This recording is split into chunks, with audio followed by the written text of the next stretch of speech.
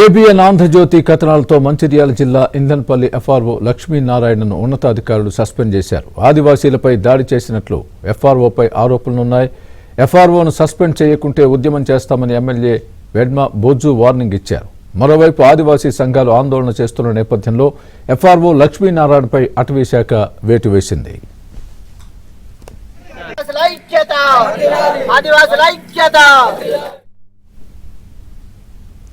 ఇదే అంశానికి సంబంధించి పూర్తి అప్డేట్ మా ప్రతినిధి మాంతయ్య చెప్తారు. మాంతయ్య.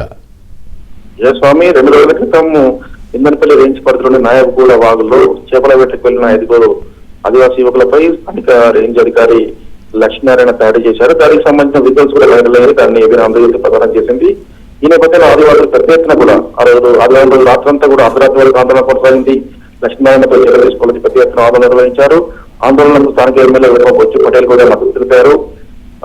అటవీ శాఖ అధికారుల ఆధారాలు ఎక్కువ అవుతున్నాయి. కవ్వాల అభయారణంలో ఆదివాసులు తిరగలేని పరిస్థితులు ఉన్నాయని చెప్పి ఎమ్మెల్యే ఆరోపించడంతో పాటు అటవీ శాఖ అధికారులపై చర్య తీసుకోకుంటే సహాయ నిధికారం ఉద్యోగం చేపడతాం, ఎవరం కూడా గ్రామాల్లో కానీ పట్టణంలో కానీ అటవీ అధికారులకు ఎవరు సహకరించకూడదని చెప్పి వారు తీర్మానం చేస్తామని చెప్పారు. ఈ రోజు నుంచి ఉద్యమం ప్రారంభిస్తున్నట్టు కూడా హెచ్చరికలు జారీ చేశారు. ఈ నేపథ్యంలో లక్ష్మీనారాయణపై ఉన్నతాధికారుల విచారణ జరిపారు.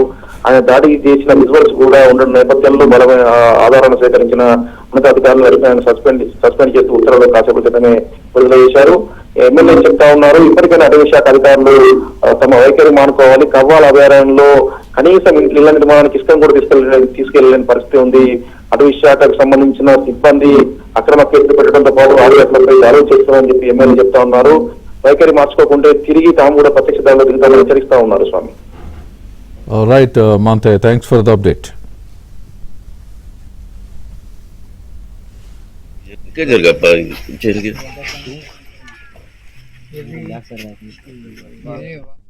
కూడా నేను విజ్ఞప్తి చేసేది ఒకటే, అటవీ శాఖని కొంతమంది అధికారుల వల్ల అటవీ శాఖ అంతా కూడా మొత్తం భద్రం అవుతుంది. కాబట్టి మీ యొక్క కింది స్థాయి అధికారులు కావచ్చు, ఎపోరులు కావచ్చు, వీరు చేసే ఆగడాలు అంత ఇంత కాదు, చాలా పెద్ద ఎత్తున జరుగుతున్నాయి. అలాంటి వాళ్ళని పిలిచి మీరు కౌన్సిలింగ్ పెడతారా, ఏం చేస్తారో చెప్పండి.